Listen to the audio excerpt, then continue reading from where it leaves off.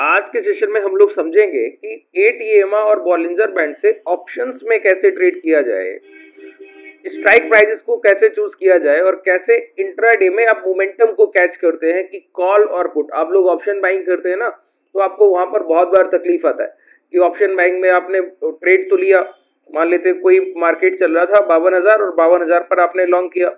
Long करने के बाद मार्केट ने तो वहां से 200-250 पॉइंट का मोमेंटम दिया, लेकिन आपका स्ट्राइक प्राइस जो आपने खरीदा है 100 रुपए पर, वो 100 का 100 ही ट्रेड कर रहा है या फिर 95 आ गया है।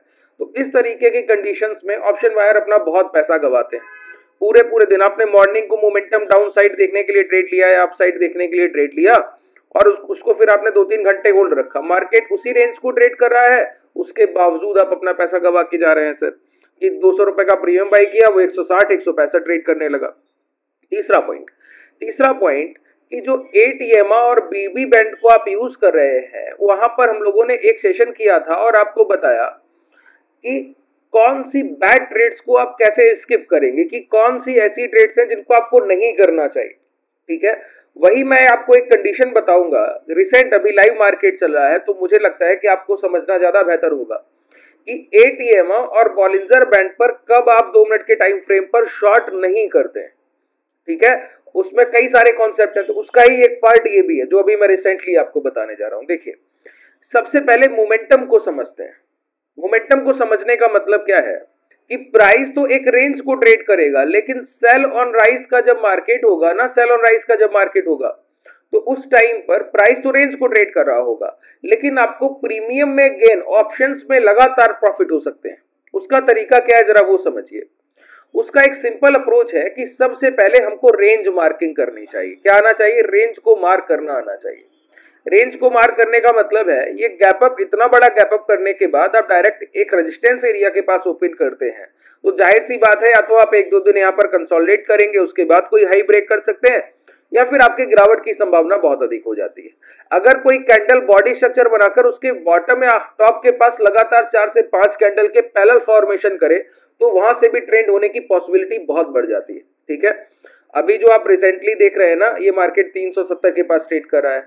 अब ये हाई निकलेंगे तो ये मोमेंटम वाइल्ड हो सकता है, और जब तक ये हाई सेफ है, बस तब तक ये हाई सेफ है। ये हाई ब्रेक होने से पहले अगर ये लो ब्रेक हो गए तो एग्रेसिव डाउनसाइड मोमेंटम होगा और यहां तक का टारगेट मिलेगा। ये एक ओवरव्यू की मैंने आपसे बात की। ठीक है, और रिसेंटली अगर आप देखें तो जब हम लोगों ने पिछले 3 ट्रेडिंग सेशन के हाई लो मार्क किए, तो समझ आया कि मार्केट एक रेंज बॉन्ड कंडीशन को ट्रेड कर रहा है अभी तक। ठीक है, अब इस रेंज बॉन्ड कंडीशन में क्या क्या सिनेरियोज हैं वो समझिए। सबसे पहली बात, हमको 5 मिनट के टाइम फ्रेम पर जाना है और यूज क्या करना है सर? BB बैंड यूज करना है। क्या करना है? बॉलिंजर बैंड यूज करना है। बॉलिंजर बैंड लगाया और लगाने के बाद सेटिंग्स मैंने आपको बता रखी, मीडियन को हटा देना है और सारे शेडोज को आपको हटा देना है, जिससे प्राइस एक्शन पर कोई भी असर नहीं पड़ना चाहिए। आपका इंपैक्ट प्राइस एक्शन पे कुछ नहीं होना चाहिए कि आपने कोई गलती कर दी भाव को देखने में। ठीक है, अब इसी के साथ हम लोग क्या यूज करते हैं? इसी के साथ हम यूज करते हैं 8 EMA मूविंग एवरेज को। बहुत ध्यान से सुनिएगा, बहुत जरूरी सेशन है सर। एंड तक जो लोग देखेंगे ना, उनको समझ आएगा कि कैसे चीजें काम करती हैं। 8 EMA के मूविंग एवरेज को हाई के साथ लगा लिया। ये हाई के साथ लगाया क्योंकि हमारे अनुसार बाजार क्या है? सेल ऑन राइज है। तो सेल ऑन राइज के मार्केट में हम लोग सिर्फ शॉर्ट सेल करने की अपॉर्चुनिटीज ढूंढेंगे, इसके अलावा कुछ नहीं। ठीक है, अब एक बात समझिए, जैसे एग्जाम्पल के तौर पर जिस दिन ये गैप अप हुआ और गैप अप के टाइम पर अगर आप गौर करें तो 54,000, अभी आप लोग क्या करते हैं? आपको लगता है इतना बड़ा गैप अप हो गया तो गैप अप के बाद बाइंग कीजिए, बड़े टारगेट मिलेंगे, है ना? तो आप लोग लॉन्ग पोजीशंस बनाने की कोशिश करते हैं। मैं आपको बिल्कुल उलट बोलता हूं कि उस टाइम पर लॉन्ग की पोजीशंस, कभी भी मार्केट में कोई बड़ा गैप अप हो जाए तो मार्केट अगर अप ट्रेंड में भी होगा ना, तो मोमेंटम को रोक देता है, क्योंकि जितना उसमें पोटेंशियल था वो तो गैप अप में ही चला गया। अब दोबारा डिमांड बनानी पड़ेगी तो दोबारा मोमेंटम आ सकता है, उसके पहले कोई पॉसिबिलिटी नहीं है सर। ठीक है, तो अप साइड कोई भी बड़ा गैप अप एक्यूमुलेशन के लिए या तो अब कंसोलिडेशन होगा या फिर रिट्रेसमेंट के बाद नीचे खरीदारी उठाने आए, और अगर पहले से डाउन ट्रेंड है तो अप ट्रेंड और मुश्किल हो जाता है। तो ऐसे टाइम पर जो कॉल ऑप्शन बायर है वो पैसा लूज करेंगे। ये बात क्लियर हुई कि नहीं हुई? कि जो ऑप्शन बायर है, जो CE बायर है, वो अपना पैसा गवाएगा जरूर, और वही आप लगातार देखते हुए आए अभी तक। क्या देखा आपने? अभी तक आपने ये देखा कि लगातार सिनेरियोज में जितनी बार ऑप्शन बाइंग करने की कोशिश इस रेंज में की गई होगी, तो जितने कॉल ऑप्शन बायर्स हैं उन सभी ने अपना पैसा कहीं ना कहीं बाजार में गंवाया है, किसी ने कमाया नहीं। ठीक है, तो हम लोग उसी एक सिनेरियो का फायदा उठाते हुए आगे बढ़ते हैं। क्या करते हैं कि जितनी बार ऑप्शन बायर ट्रैप होगा उतनी बार हमारी एंट्री बनेगी उसके अपोजिट, और हम उसके अपोजिट पैसा लेकर जाने वाले। ठीक है, और ये काम हम कौन से टाइम फ्रेम पर करते हैं? 2 मिनट के टाइम फ्रेम पर करते हैं सर। ठीक है, अब रेंज की मार्किंग की, रेंज में मार्केट है, रेंज का मार्केट है, और ये पता लग गया कि higher side call option buyers की ट्रैपिंग लगातार अभी तक तो चली। अभी सिर्फ इस सिनेरियो को, अभी जो रिसेंट लाइव मार्केट है ना, बस इस एक कंडीशन को हम लोग स्किप कर रहे हैं। इसको आगे के अभी अगर आज ही मौका मिला तो अभी समझ लेंगे, नहीं तो इतना तो पहले समझ लीजिए, फिर मैं इसको भी आपको समझा रहा हूं। ठीक है, बस एक कंडीशन को अभी स्किप करते हैं, और जैसे ही इसको समझने के बाद फिर इसको भी मैं आपको बताऊंगा कि कैसे आपको ट्रेड करना होता है। देखिए, यहां से यहां तक का पूरा मार्केट कंडीशन आपको बोल रहा है कि sell on rise, sell on rise, sell on rise. ठीक है, अब सेल ऑन राइज में कॉल ऑप्शन बायर पैसा गवाएगा, तो कॉल ऑप्शन बायर जो पैसा गवाएगा वो कमाएगा कौन? सर, सेलर कमाएगा। ठीक है, तो उस टाइम पर आपको क्या करना है? ऐसे स्ट्राइक प्राइस, अब देखिए जो नया ट्रेडर है वो ज्यादा बाजार में घाटा करता है ना, वो कैसे घाटा करेगा? बाजार 52,000 का है तो at the money strike price भी नहीं बाई करेंगे, 200-300 पॉइंट ओटीएम भी नहीं बाई करेंगे, बाई करेंगे फार ओटीएम कि 53,500 बाई कर रहे हैं, 53,600 बाई कर रहे हैं, 54,000 बाई कर रहे हैं, इस तरीके के काम करते हैं नेट ट्रेड में। वो सबसे ज्यादा बाजार में मनी अपना गवा देते हैं, पैसा गवा देते हैं। तो वही हमको कमाना होता है। कैसे? सिंपली समझिए, ये हाई लो की मार्किंग हो गई हमारी। हाई लो की मार्किंग के बाद क्या किया? एक far OTM strike price call side add किया। अगर मैं मान लूं कि 54,000 ही ऐड कर लिया एग्जांपल के तौर पर। ठीक है, अगर यहां पर देखिए पहले से ऐड है, वो है कौन सा? हम लोग अगर इसको देखें तो ये 53,500 का कॉल है। देखिए 53,500 का कॉल है जिसको हम लोगों ने पहले से ऐड करके। ठीक है, अब समझने की कोशिश कीजिए। 53,500 के कॉल को अपने चार्ट पर प्लॉट कर लीजिए, ऐसे रखिए और इसको प्लॉट कर लीजिए। प्लॉट करने के बाद हमको क्या देखना है कि कॉन्जिक्यूटिव 5 मिनट के टाइम फ्रेम पे बॉलिंजर बैंड के अपर साइड लगातार 2 कैंडल क्लोज नहीं होनी चाहिए। मैंने क्या बोला? हमको पहली बात का ध्यान रखना है कि कॉन्जिक्यूटिव अपर बैंड के अबव कॉन्जिक्यूटिव लगातार 2 कैंडल की क्लोजिंग नहीं मिलनी चाहिए, जो कि अगर आप अभी गौर करें ना तो अभी आपको देखने को मिल रही है। देखिए कॉन्जिक्यूटिव क्लोजिंग मिला। ठीक है, इस वजह से अभी वेट है, अभी शॉर्ट नहीं कर सकते क्योंकि हमको मल्टीपल कंफर्मेशन चाहिए। अब ये स्ट्राइक प्राइस में मल्टीपल कंफर्मेशन अलग तरीके से काम करता है। बेसिक्स मैंने आपको क्लियर कर दिए हैं एटीएम और बॉलिंजर बैंड के बहुत अच्छे से। अब ये जो सीरीज में कर रहा हूं, ये सेशन में कर रहा हूं, ये एडवांस नॉलेज के लिए है आपके। ठीक है, ये आपको समझ आए कि अब चीजें इंप्लीमेंट कैसे करनी है, ट्रेड तक, एग्जीक्यूशन तक कैसे पहुंचना है। अब देखिए मैंने क्या कहा, 2 कॉन्जिक्यूटिव कैंडल कभी एटीएम के ऊपर क्लोज नहीं करनी चाहिए। तो अगर आप गौर करें ना, यहां पर कोई कॉन्जिक्यूटिव कैंडल किसके ऊपर?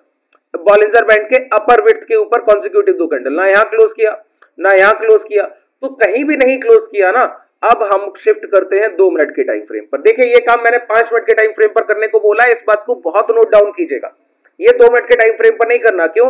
क्योंकि higher time frame higher accuracy sir. तो कंफर्मेशन तो हम 5 मिनट के टाइम फ्रेम से लेंगे कि कोई बड़ा लॉन्ग का व्यू किसी का नहीं है। ठीक है, और उस टाइम पर हमको पता लगता है कि अब शॉर्ट सेल करना है, टॉप पर बिल्कुल पीक पर प्राइस को पकड़ रहे हैं। ऐसा भी नहीं कर सकते क्योंकि कॉन्जिक्यूटिव देखिए 1 2 3 और तीनों अपर बैंड के ऊपर है, और ये लाइव मार्केट कंडीशन है, इस वजह से आप बेहतर तरीके से डिफरेंशिएट कर पाएंगे चीजों को।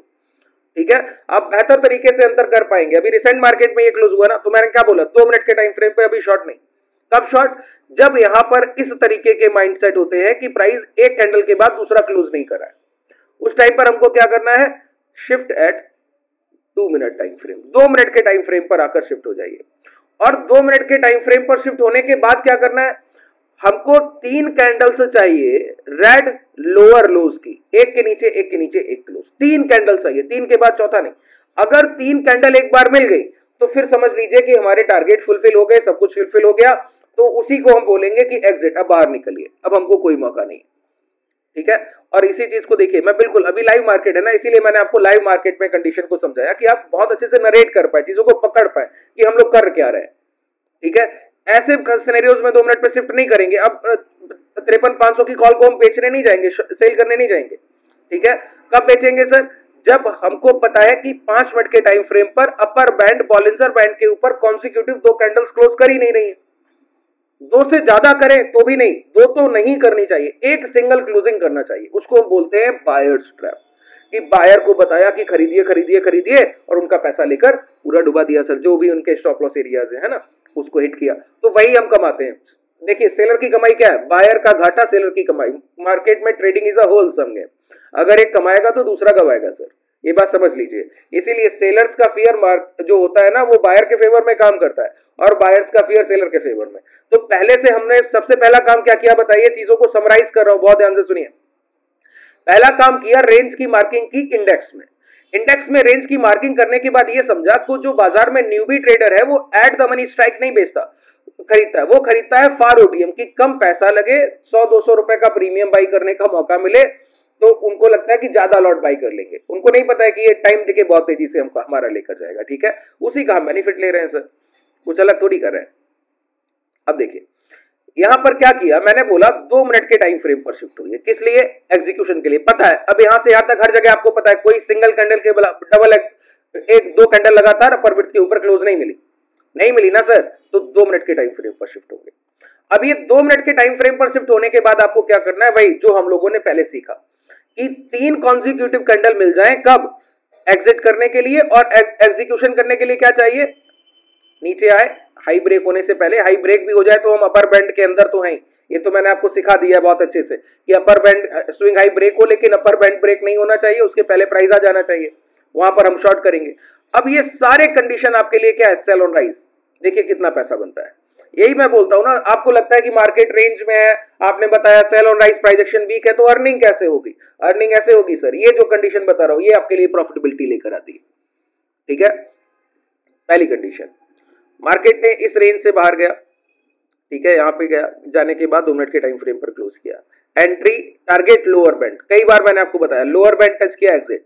और दूसरी बात 3 कॉन्जिक्यूटिव कैंडल, अब ये 2 बातें ध्यान रखिएगा, 3 कॉन्जिक्यूटिव कैंडल और लोअर बैंड, अगर ये दोनों साथ में आ जाए तो वेल एंड गुड, तो एक ही साथ निकल जाएंगे, ठीक है। दोबारा हुआ भाई से फॉर्मेशन रिपीट, क्या कि एक बार प्राइस गया हाई के ऊपर और एक बार लौटने के बाद दोबारा फिर ये क्लोज, क्लोज के बाद 3 कॉन्जिक्यूटिव कैंडल मिल गई, एग्जिट, अब तो कुछ करना ही नहीं। फिर प्राइस गया, जाने के बाद फिर लौट कर आया, पहली क्लोजिंग, दूसरी बार गया, जैसे ही डबल कंफर्मेशन मिला, एंट्री, एंट्री के बाद ये देखिए लोअर बैंड, एग्जिट, और ये 3 कॉन्जिक्यूटिव कैंडल, यहीं पर एग्जिट होना चाहिए, ज्यादा तो वेट ही नहीं करना। फिर प्राइस गया, पहली बार नीचे आया, दूसरी बार जाने के बाद जैसे ही नीचे गया, एंट्री, एंट्री के बाद अब आप जहां तक टारगेट रख लीजिए सर, यही रखिए, ये बहुत छोटा टारगेट हो गया ना कि लोअर बैंड, अब इसको ब्रेक करते हुए बढ़ रहा है तो उसको राइड करने, ये प्रैक्टिस का काम है, इसको आगे समझाऊंगा, ठीक है। इस कंडीशन में आप ट्रेड को यहां तक कैसे लेकर आएंगे, अभी आपके प्रैक्टिस और स्किल का काम है, इसीलिए मैं बोलता हूं मैं आपका 80% साथ दे सकता हूं, 20% आपका प्रैक्टिस आपका साथ देगा सर। जो चीजें मैं सिखा रहा हूं ना, उसको लाइव मार्केट में जाकर, जब तक एक सेटअप की तरह इसको मत समझिएगा, ये प्योर लॉजिकल एक प्राइजेक्शन बेस्ड आपका प्राइजेक्शन है सर, कि प्राइजेक्शन के बिहाफ पर जो चीजें काम कर रही हैं बायर सेलर के अप्रोच के साथ, वो मैं आपको एक तरीके से पकड़ने का तरीका समझा रहा हूं कि बाजार में आप नए हैं तो प्राइजेक्शन पे डिपेंडेंसी नहीं रख पा रहे, इसीलिए मैंने आपको क्या बोला, बॉलिंजर बैंड के बाद प्राइजेक्शन आपको क्लैरिटी से देखना चाहिए, और क्लोजिंग बेसिस पर एंट्री होती है हमारी सारी, ठीक है। एक कैंडल आके अंदर क्लोज, और ये क्लोज का इंपॉर्टेंस वो लोग समझ रहे हैं, वही जानते हैं सर। देखिए फिर आइए, जितनी बार आप बोलेंगे उतनी बार मैं यहाँ पे आपको शॉर्ट की अपॉर्चुनिटीज बताऊंगा, ठीक है। प्राइस क्या किया, देखिए यहाँ पे कोई बहुत नैरो रेंज के बाद प्राइस एक बार आया, आने के बाद दोबारा गया, फिर क्लोजिंग नहीं, ठीक। अब प्राइस गया, ये मॉर्निंग की ओपनिंग, ओपनिंग के बाद पहला कैंडल अंदर क्लोज, दोबारा गया, ये क्लोज, क्लोज के बाद हाई एसएल, एंट्री, ठीक है। अब दोबारा गए तो स्विंग हाई ब्रेक ही नहीं हुआ, लास्ट स्विंग हाई ब्रेक होने से पहले है एक बार, दूसरी बार जैसे ही 3 कैंडल कॉन्जिक्यूटिव एग्जिट, ये 3 कैंडल कॉन्जिक्यूटिव एग्जिट। मैं आपको एक रफली फिगर दे रहा हूं कि कैसे ट्रेड करना है। अब देखिए कितना नैरो रेंज है, ठीक है। अब इस नैरो रेंज में तो मोमेंटम के बाद ही मोमेंटम मिलता है, ये बात ध्यान रखिएगा कि मोमेंटम जब पहला होगा तभी दूसरा मोमेंटम होगा, अब फर्स्ट मोमेंटम नहीं तो दूसरे मोमेंटम का क्या करें।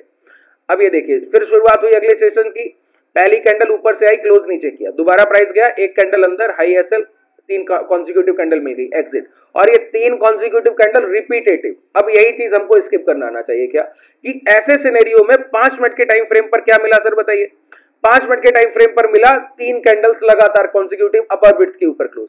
अब 2 मिनट के टाइम फ्रेम पर हम 53,500 के कॉल को शॉर्ट नहीं करेंगे सर, चाहे हमको डबल कंफर्मेशन मिले चाहे सिंगल, करेंगे ही नहीं। वेट एंड वॉच किसके लिए? अब ये हम लोग बेहतर तरीके से समझेंगे। अभी ये सेशन में हम लोग इतना ही रखते हैं, ठीक है। अब ये समझेंगे कि डबल कंफर्मेशन अब अपर विड्थ से कैसे लिया जाएगा, और ये मैं यूज किस पे कर रहा हूं, कई लोग भूल जाते हैं सर। ये मैं स्ट्राइक प्राइस पे यूज, इसके लिए मैंने कल शाम का एक सेशन आपके लिए 1:45 का अपलोड किया है, वहां पर समझाया है कि किस तरीके से एक रेंज बॉन्ड मार्केट पे आप ट्रेंड के फेवर की ट्रेड्स को एग्जीक्यूट करते हैं।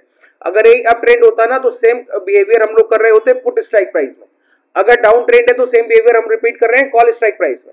और कब हमको रुक जाना है, इस तरीके की परिस्थिति में रुक जाना है जब पता लग जाए कि क्या हो रहा है, 5 मिनट के टाइम फ्रेम की कॉन्जिक्यूटिव 2 कैंडल अगर अपर विड्थ के ऊपर क्लोज हो गई तो अभी वेट करना है, अब नहीं आप शॉर्ट करेंगे, ठीक है। ये स्किप आपके लिए बहुत जरूरी, ये आप पता होना कि कब नहीं करना है। व्हेन टू एग्जीक्यूशन तो लोग समझ लेते हैं, व्हेन नॉट टू एग्जीक्यूट, कि कब ट्रेड एलिमिनेट करना है। वो एलिमिनेशन आपको घाटे से बचाता है और आपके माइंड को बहुत पॉजिटिव रखता है सर, पीक पर रहते हैं आप हमेशा अपने मोमेंटम के, ठीक है।